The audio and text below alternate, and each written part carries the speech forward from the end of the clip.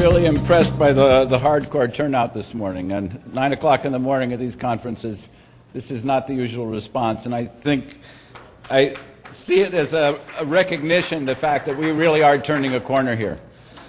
And I'm really proud to be here. And I'm not going to go into, since we only have 5 minutes. Who are you? I'm David Kubiak. I used to be the executive director of 911truth.org. And I'm emeritus right now. Janice has taken over wonderfully. And I'm supposed to be one of the strategy people. So I would like to talk a little bit about strategy today so we can wring the most possible concrete progress out of this weekend. And that's basically what I'd like to talk to you just a couple of minutes, because when we think about where we are in the movement, and there's a lot of different ways to look at it. And Carol gave a good rundown about one particular mode, and then there's the cliche that's attributed to everybody about first they ignore you, then they laugh at you, then they attack you, and then you win. Okay, we've been ignored for a long time. We've been laughed at. And right now, we're approaching the attack phase. If you thought the Popular Mechanics attack piece was something, you have nothing yet.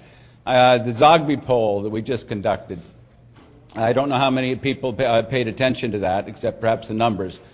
But we ran it through with John Zogby's son this time, as opposed to John Zogby himself. And there were all these conditions on it and all this crap, and they would not put out the press release for us because he was getting too much grief from his neighbors in the offices.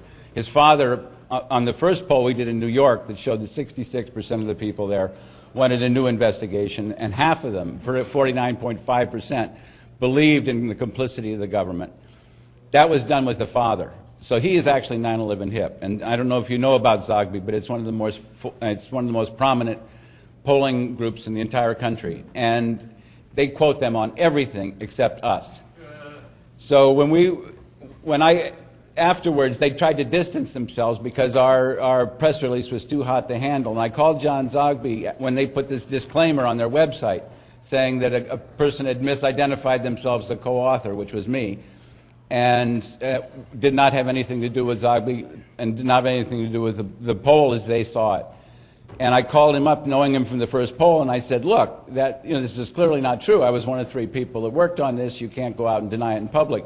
And he said, look, Tuesday, the day after that poll came out, before I even got to the office, when I was on the highway on my cell phone, the managing editor of the Wall Street Journal, the director of NBC News, and the president of another major media corporation that we are who's a client of ours, all called me up and said, what's going on with this poll? Okay? They did not report on it, but everybody knows about it, which means that everybody in all of the Republican and neocon rapid response think tanks knows about it too. In other words, this is an important statistic, not just for us, but for them. And from now on, we're going to see a whole new complexion in the kind of attacks we're getting, the way we're treated in the media. I mean, up till now, we've been benignly ignored. But I think in the next few months, unless we take this in our hands ourselves, we are really going to be bombed. So I think right out of this meeting, the most important thing for us is to think really what the hell it is we're doing here. Moving on, just expanding our networking and doing the things you usually do at a conference, I don't think at this point really is enough. We have to take this idea that we're here for strategy seriously. And if you think about strategy, and lights are off so I can't even see my notes, so I'm going to have to wing this, excuse me. But we've got 4 basic points in a strategy. To compose a strategy, you first need a mission. Okay, you need some idea, long-term goal, where the hell we're going, why we're doing this. And given the quality of the people here, I think you can pretty much characterize that as we're all basically against poverty, against hatred, against war, and against the destruction of the natural world. Okay, that's a great long-term goal, and that's going to take us a bit of time. 2020, 2012, maybe if we're lucky, we can make big major dents in that. But in the meantime, before we can figure out what our tactics are, what our strategies are, we have to figure out what our midterm goals are, what we can work together, what we can coalesce our energies together, what we can coordinate our energies so we become more than the sum of our parts. And what kind of goals are we going to put before us, like for the end of November this year, for example, or September 11th, 2007, or the presidential elections 2008. If we don't have some concrete envisionment of what it is we're working toward, we're going to lose so damn much energy. And there's going to be so much conflict because there's going to be no way to judge what tactics are working and what tactics aren't. And there's going to be no way to really craft a strategy around this, because if we don't know where we're going, we have no way to measure anything, really. So I'm not talking about a uniform, lockstep kind of progress. I'm talking about a vision in the future that all of our individual efforts can start to converge upon. That the artistic side of it, our IT people can start working on some aspects of it. Our grassroots outreach organizers can each have a piece of the action and can each come up with creative approaches. Because all of the best tactics are both creative, and they're both cooperative and competitive. I mean, they're cooperative in the sense we're all heading in the same direction. They're competitive because everybody wants to be a little bit cooler than somebody else and get there first. So all of that is good, and all of it helps drive the thing along, but we still have to have a point that we agree on that we're going to try to work for example, just midterm for this November. And for example, we could choose a semi-political goal and say, okay, our goal is by November of 2006 is to have drenched the whole goddamn campaign with 9/11. Go out and make sure that every single candidate for Congress or Senate has to go on the record at some point, has to have some press release that says where the hell they stand on this. Will they support an investigation? Won't they support an investigation? Why? Okay? This is not a huge effort. There's a limited number of people. I mean, you want to replace the whole goddamn Congress, Democrat and Republican alike, but unfortunately we got to work with what we got. And we have to support like the insurrectional candidates within the parties that are willing to address this. And if they start looking at these poll numbers and see 45% of the people want this damn thing, okay, and only 48% of the people think it's over, all of a sudden they've got a whole new constituency that they can start to appeal to. Because when you're talking about the corporate takeover of the universe, 9/11 was the nail in the coffin that basically set the whole thing up. And people are starting to realize that. People on the right, people like Ron Paul on the Republican side, people on the left, the Kucinich crowd, Barbara Boxer, all those people are starting to get the message. And when they start to see it coming out of polls, they know that those are potential voters, potential votes, and they know there's enough passion in this to motivate people. Because it's not like, what do you feel about fluoride in your water? This is the thing, what do you feel about mass murder in New York that has closed down your civil liberties and is causing war around the world, has a rather more visceral impact. And it's something that any decent or talented politician can actually mobilize a lot of support around. So if that's our goal, that's what we should go for. Or we could go basically and try for something and say, oh, all right, we're looking for a commission. We need an independent investigation. We've got 70 million people in America that say that they want to see an investigation.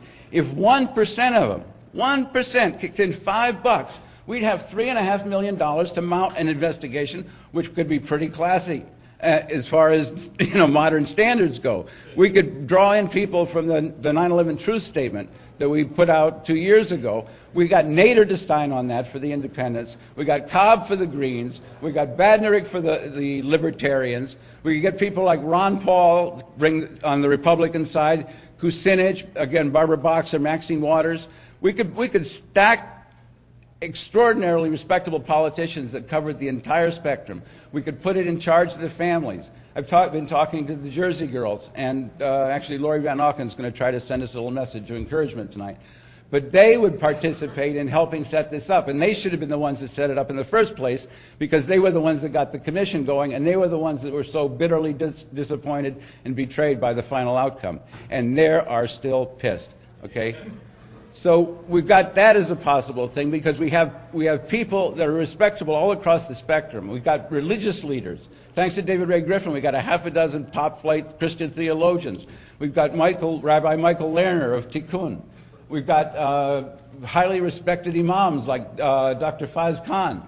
I mean, we could cover every level of society here in a proper commission design, and we could be working on that this year. They couldn't indict. We couldn't get subpoena power. But at that level of respectability and at that level of visibility, we could crucify. And that is the first step to bringing the people around to saying what we really need, okay?